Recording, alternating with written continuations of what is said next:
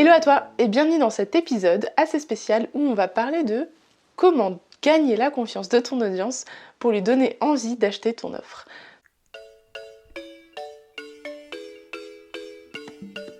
Parce que, qu'on se le dise, lancer son offre pour la première ou pour la 10e fois, c'est toujours une étape un peu délicate, surtout quand on n'a pas l'habitude de l'exercice de la vente.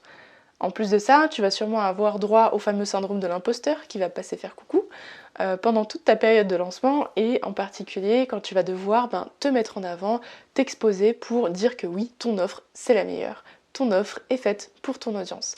Donc tu vas avoir évidemment les croyances limitantes de ton audience aussi en face et des raisons très légitimes qui font que ton audience va peut-être pas passer à l'action tout de suite. Pourquoi ? Eh bien, tout simplement parce que peut-être que ton audience n'a pas compris ton offre. Donc ça peut être une des erreurs de ne pas expliquer clairement la transformation apportée par ton offre. Ça peut aussi être le fait que ton audience n'est pas convaincue de la valeur qui se cache derrière ton offre parce que tu ne la mets pas assez en avant. Ou encore pas mal d'autres croyances limitantes que ton audience va avoir d'elle-même, comme par exemple que c'est trop cher, qu'elle n'aura pas le temps de la suivre, que c'est trop avancé pour elle ou trop débutant pour elle. Et ça passe évidemment par la clarté et l'explication de toute la valeur qui se cache derrière ton offre ou ton service. Reste avec moi puisque je vais te décortiquer 5 manières de gagner la confiance de ton audience pour justement lui donner envie d'acheter ton produit ou ton service. La première, c'est déjà d'avoir toi-même confiance en ton offre parce que ton énergie, elle se transmet. Ça se sent quand tu as confiance en ton produit, quand tu sais que ça va aider ton audience, quand tu sais que ça fonctionne, tu vas le faire ressentir. De la même manière, si tu n'as pas confiance en ton produit, si tu n'es pas sûr de ce que tu vas délivrer, ça va se ressentir et en négatif.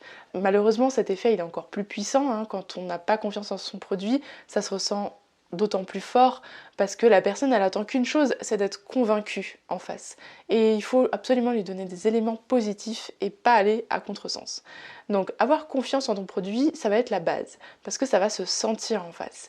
Et ça se travaille par quoi ? Ça passe par tout simplement des exercices de confiance en soi. Pour ça, je t'invite à faire des exercices de respiration profonde, à gagner ou à garder une bonne posture, donc bien droite, à sourire et bien sûr à délivrer de la valeur dans tes contenus. Toujours mettre le maximum de valeur possible, même si le format n'est pas parfait. Parce que je vous le dis tout le temps, lancer son offre, c'est pas une question de la perfectionner au maximum, au contraire, c'est de la lancer telle qu'elle le plus vite possible. Mais s'assurer toujours de délivrer de la qualité pour faire booster la transformation de ton audience. La deuxième manière de gagner la confiance de ton audience, ça va passer par les témoignages et les preuves sociales. Les preuves sociales, justement, c'est les retours de tes clients, ça va être aussi tes retours d'expertise et ça passe bien sûr par la page de vente, par ton site internet, par tes réseaux sociaux. Le fait d'exposer des retours de vrais clients, de personnes qui ont déjà pris une offre chez toi, que ce soit celle-là ou une autre, qu'on se le dise, il faut surtout qu'on ait des personnes qui sont ravies d'avoir travaillé avec toi. À partir de là, même si c'est ta première offre, que tu as simplement délivré des conseils gratuits, les retours sont de qualité si tu les mets en avant. Donc n'hésite pas à prendre tout ce que tu trouves comme retour, comme témoignage, demande aux personnes à qui tu as déjà rendu service, demande à des référents peut-être de te recommander. Tu as plein de manières de mettre en avant des retours positifs, donc sers-toi-en au maximum. Le fait d'avoir un retour humain, en fait, d'une personne qui est passée par là avant soi, quand on est le consommateur, ça rassure.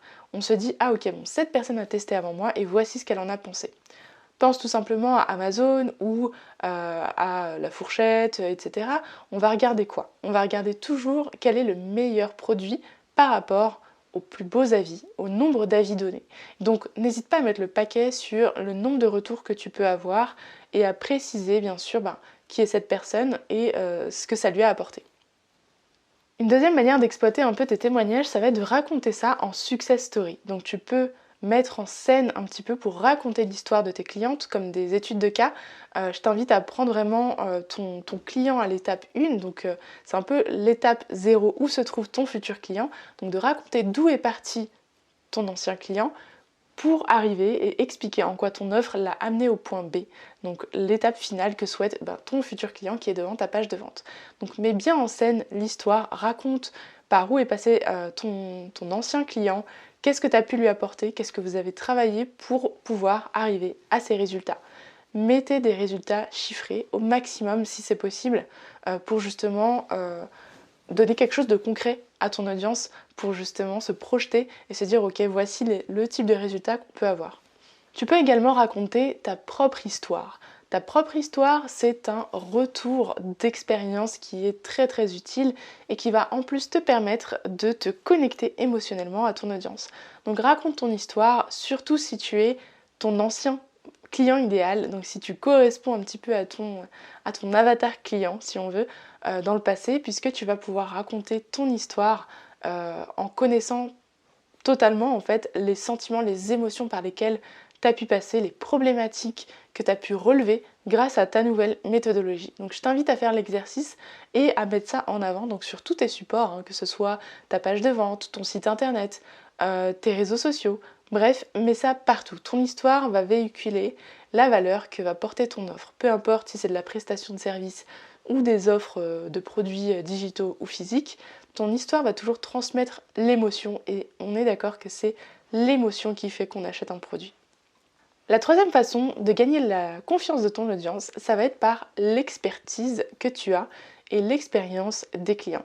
Donc mets en avant tes années d'expérience, même si c'était dans un ancien travail qui ne te plaisait pas ou si c'était dans diverses aventures entrepreneuriales que tu as eues avant qui ne sont peut-être pas liées à ton expertise d'aujourd'hui, mais qui ont révélé des choses que tu as apprises. Tu as toujours le moyen de mettre en lumière tes compétences passées, ne les jette pas à la poubelle, ça va te servir. Sers-en toi comme une petite vengeance. Moi c'est ce que j'aime faire, donc toutes mes compétences, j'essaie de les mettre en lumière quand c'est cohérent pour Fruit de ta passion, pour justement exploiter au maximum mon potentiel et me démarquer par mon unicité.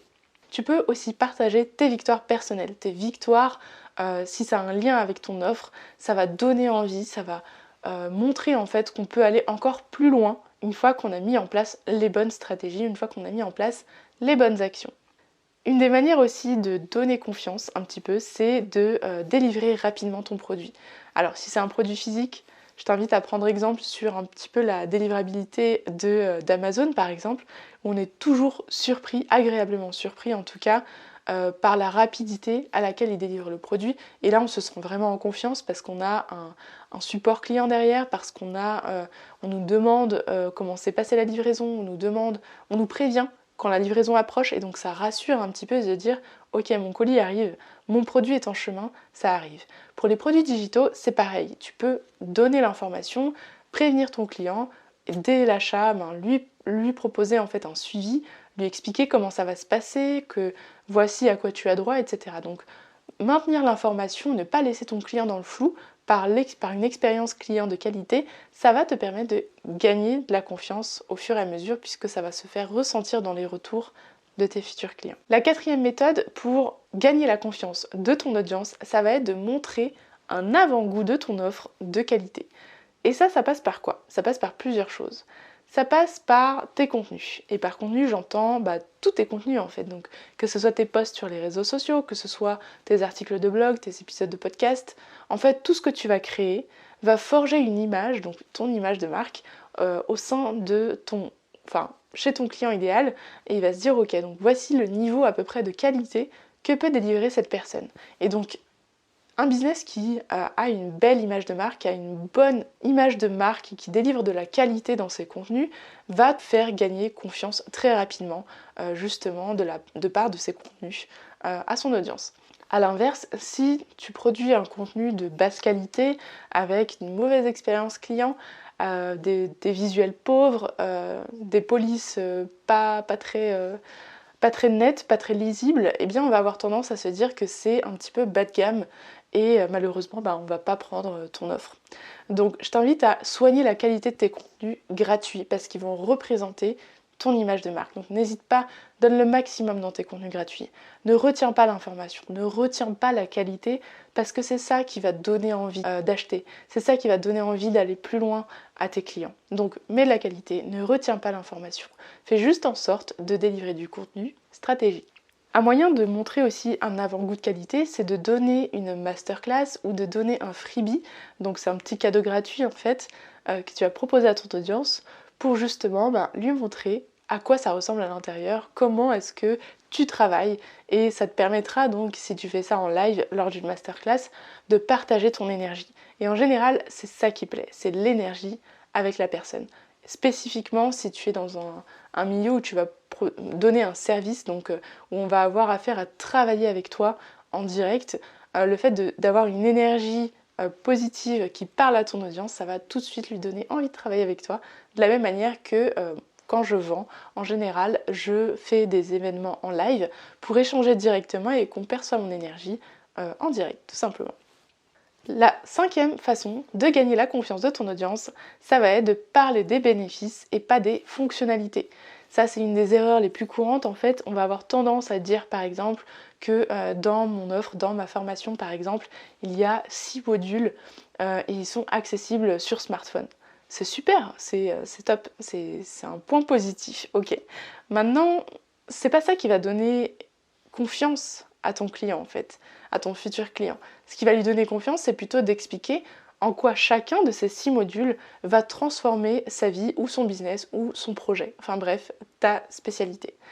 Et du coup, le fait de transformer ça en expérience, en bienfait, en bénéfice, ça va permettre à ton client de se projeter en avant et de dire ok, j'ai besoin de ça en fait. Et tes fonctionnalités, ça va venir après, ça va juste venir renforcer, donc c'est des points un peu techniques qui vont donner envie de travailler avec toi encore plus, si c'est positif évidemment.